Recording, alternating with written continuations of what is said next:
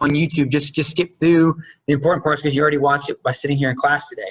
Number 13, as some updates, guys. Again, we've got the notebook check I need people to turn in. I did update grades a lot this morning for our class, so check your grades. Grades are fully up to date last time I checked. So again, your notebook checks, your quizzes. I think we had the volcano activity with the 15 facts. Some people need to turn that in. And then we've got the mudslide article activity. That's going to be due this Friday, I believe. So this Friday, I think we're also going to have another notebook quiz, a very short notebook quiz, if I'm not mistaken. So again, go to assignments on Canvas. You'll find the details there. But let's go ahead for our questions. Number 1, what is luster and streak? That is with our mineral stuff. That's going to be on page, I think, 12, page 12, yeah. 2, how do geologists measure mineral hardness, right? So how do they figure out how hard the mineral is? And then 3, why do rivers curve? Kind of maybe a throwback question to a YouTube video we saw. Why do rivers curve? So good. I'm going to give you guys like 20 seconds. If you want to get some participation in the chat with that, you can. But otherwise, we'll move on. So this is page 13. So give you guys 20 seconds. If you want to answer those questions, go right ahead. Got luster and streak. I'm going to go and get a sip of water real quick.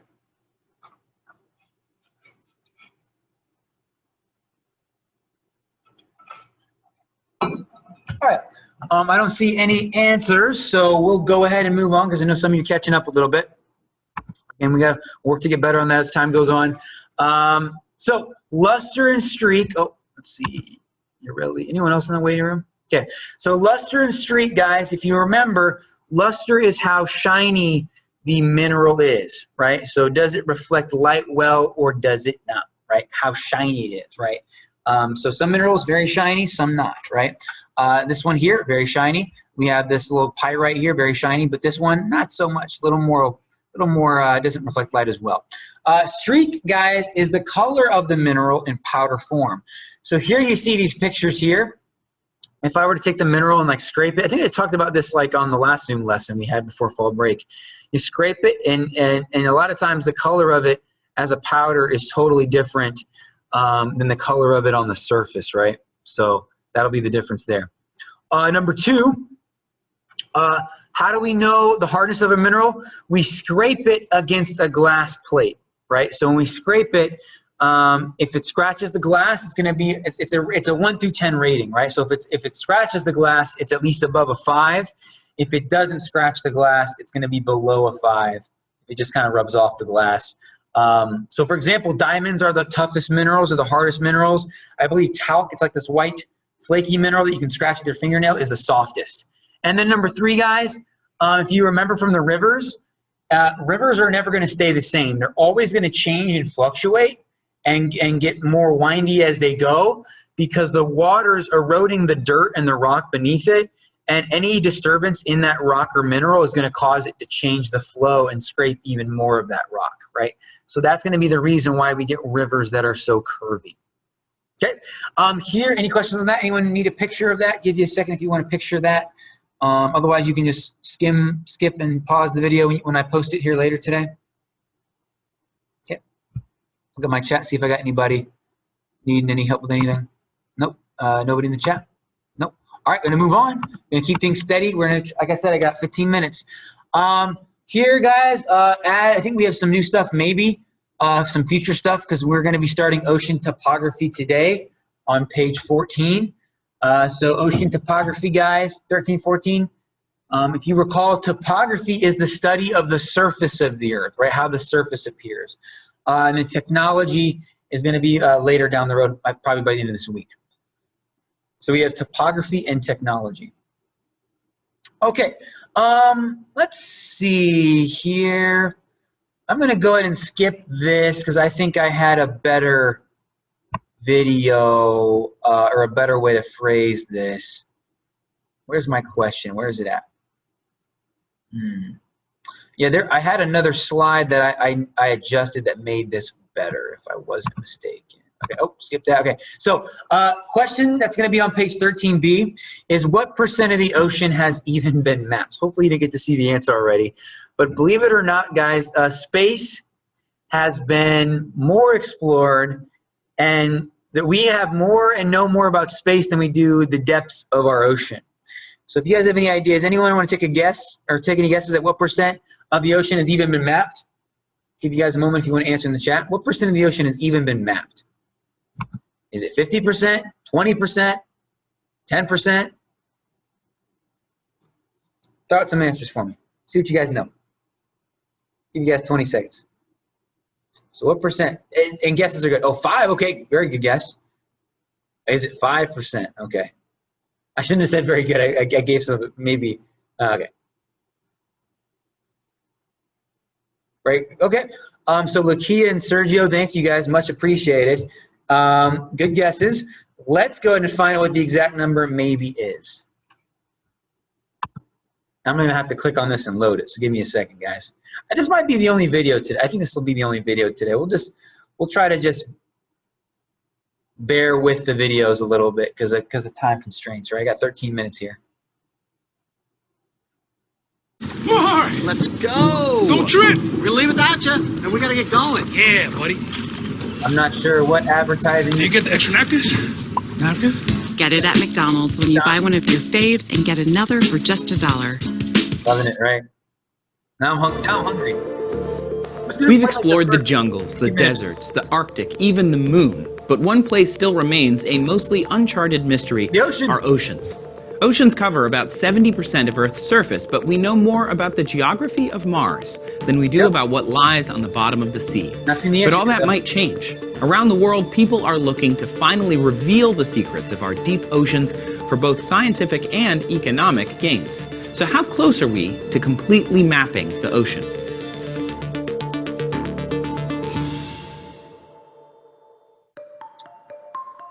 For thousands of years, people have taken to the seas with the goal of finding out just how deep our oceans are. This mainly consisted of tying a weight to a long rope and throwing it over the side of a boat. This is actually how we discovered the deepest part of the ocean, the Mariana Trench. Since then, we've obviously advanced with our technology and have already used satellites to map the entire ocean. Kind of. So the way that they do satellite mapping of the ocean, they use altimetry. So as the satellite's passing over an orbit, if there's a higher concentration satellites are good, but they're not objects larger than 5. They're not as efficient because they can't get like the very deepest parts of the ocean, right? So let's find out our answers. Kilometers across. To put that in context, most of Mars has been mapped to 6 meters, and almost all of Venus and 100% of the Moon has been mapped to 100 meters.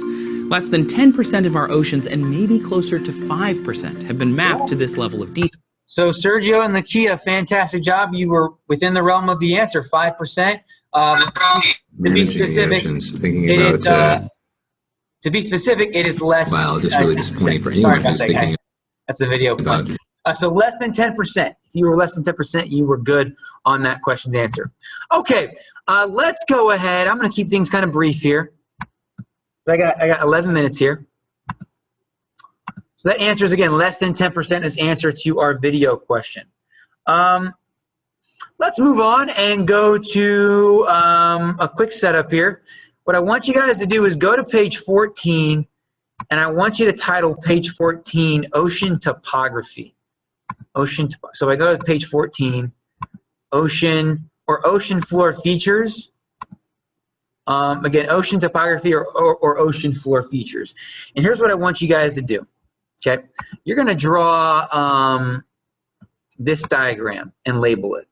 Okay, because I can't give you a handout with this. What I did for my in-person class was hopefully you guys can see this. Is that I gave them a sheet like this, but it had blanks on it.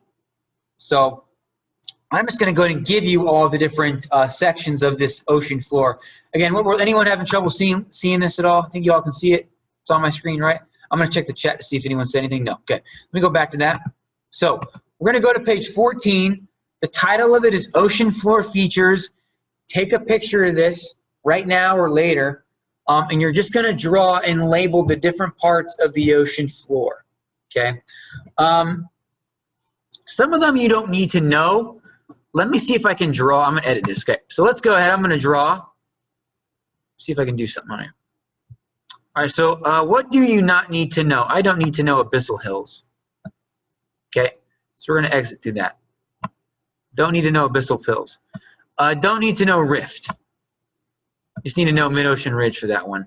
I mean, you're not going to need to necessarily know shoreline or land. I mean, I guess it's nice to know those, so I'll keep those there. You know, I'll cross them out because it's no need to. Yeah, that's the shoreline. We only need one. We only need one of them, right? I think the rest of them, you guys will need to know. Okay, so this is all this stuff you're seeing in this picture, guys. This is underwater.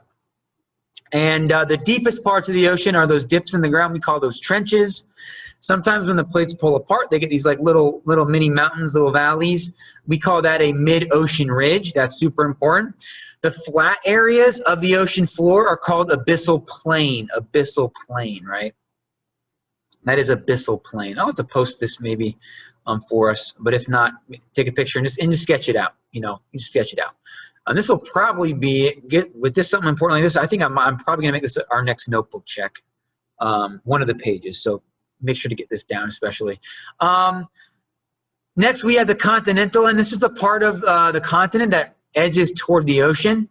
So it's still kind of attached to the continent. The top is the shelf. So when you guys walk in the ocean, you're on the beach. That's the continental shelf. Here, once it has this dip in the ground, it goes way deep. That's called the continental slope. Continental slope. Anytime there's like a cut or a divot, like someone sliced through a cake in the shelf, we call that a submarine canyon. And then the very bottom of that shelf, after you fall down the slope, is going to be what we call the continental rise. It's the really bottom area here. Okay. Lastly, guys, we've got these two underwater structures. One is the more triangular, pointier mountains, and we call those seamounts. Those are as described, underwater sea mountains. And then next we've got the flat top mountains, which we call guyots. Those flat top mountains are going to be called guyots. Okay, so that concludes our diagram for today. Okay, so let's go. Let's get a few ideas from this. Okay, so we got to go ahead and explain some of these, and we're gonna take 3 days to finish all of this. But what I want you guys to do now that you've drawn that on the top of page 14, or will draw that on the top of page 14, let's go ahead and let me show you what we need to have for those. Okay. Now, what's really interesting, guys, again, we've only discovered like 10% of the ocean or less. So and actually only recently, just 10 years ago, we discovered our first giant squid. So pretty awesome, crazy stuff. I got to do you guys a favor. Let's go ahead and show you guys. Let me go ahead and show you guys. Sorry, the giant squid. So if you guys want to see giant squid on land, find a good picture here. Here's a cool picture. So here's a guy laying down on the beach, and there's a giant squid. So we didn't discover these until 10 years ago because we know so little, or have seen so little of our ocean. We know a lot, but we've seen little. Real quick, I also want you to add on page 14 is going to be what topography is. Again, topography is the study of Earth's surface features. So again, make sure you guys get that down. Again, what is topography? It is the study of Earth's surface features. That is for that question. What is topography? Okay, we already did our diagram, so we're all set there. Let's first do submarine. Let's do just two of these today. Submarine canyon. Okay, so go ahead and make sure you have submarine canyon written down, and you're going to have to explain what it is. So like I said, it's like if someone took a piece of cake, took like a knife and sliced through the shelf. That is a submarine canyon. Pretty cool things, right? So steep side valley cut into the seabed of the continental slope, extends onto the shelf and has vertical walls. So it's kind of like in Finding Nemo where they had to avoid the jellyfish, right? And they swam down that little, or maybe it was the anglerfish. I think it was the jellyfish because my bad, guys. Oh, one second. I have someone at the door. 1 second, guys.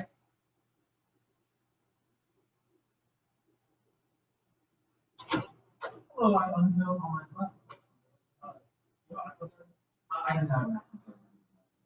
Sorry about that. I think it was my charger phone. No, sorry about that, man. Do your best with it. Do your best. Anytime. Sorry about that, guys. Let's go ahead and finish. Try to finish up here real quick. So Submarine Canyon, let me go and pull up that video for us. The last video of the day. No question, just really cool video. This is basically a video of what the ocean floor, what the floor of the ocean looks like if we took out all the water from the ocean. With our virtual Earth, we can drain all the water from Monterey Bay Canyon.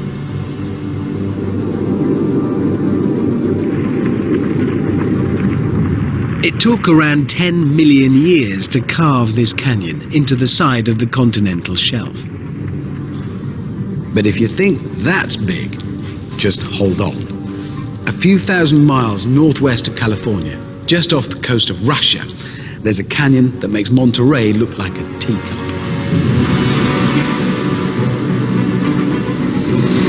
Let's go ahead and do one more for today. Ocean trenches, guys. Again, they're the deepest parts of the ocean. All right, and I need to add this as well to this. Hold on. Created by subduction. That's where like the slab pull happens, right? Where one plate gets pulled down beneath another. Okay.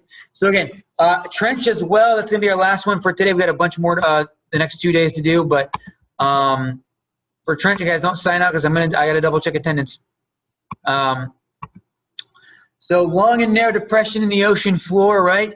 At the deepest parts of the ocean, you guys have heard of the Mariana Trench a little bit. A lot of strange deep sea creatures in these areas. And again, created by subduction. It's where we have one plate pulling down the other one. That's going to create a massive dip in the ocean floor, And then again, I'm going to take time. We're going to look at some Mariana Trench stuff another day. Let me go ahead and I got to throw a question at you guys real quick before you guys head out. Real quick. We got to do one question a day at least. One question a day. Let's see here. 1 second, guys. I got to find a question before I sign you guys out.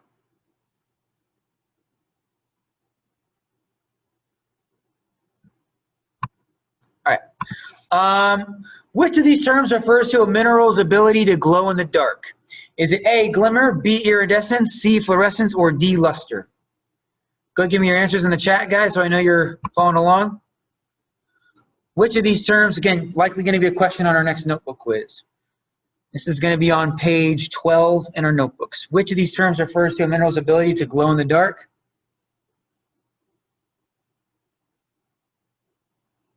Is it A, glimmer, B, iridescence, C, fluorescence, or D, luster? This was covered in yesterday's lesson, so give it your best. Oh, you guys know this. You guys doing really good. You guys know it. You've heard of this term before. Anybody else? Very good. Good job. I gave it away. I shouldn't have. All right. Let's go. I'm almost at my time limit here. The answer, guys, great job. Everybody who answered was getting it. I mean, let's see, Angel, Lakia, Yorkies, Javante, Amira, Sanaya, great job. It's going to be, guys, letter C, fluorescence. Again, glimmer, that's just a random term I threw in there. Luster, that's the shininess of it. Iridescence is going to be the way it reflects light, or the way it bends light. Fluorescence is if it glows in the dark. Let me go ahead and just double check my numbers here, guys, participants. Make sure I got everybody. I'm going to take attendance again one more second.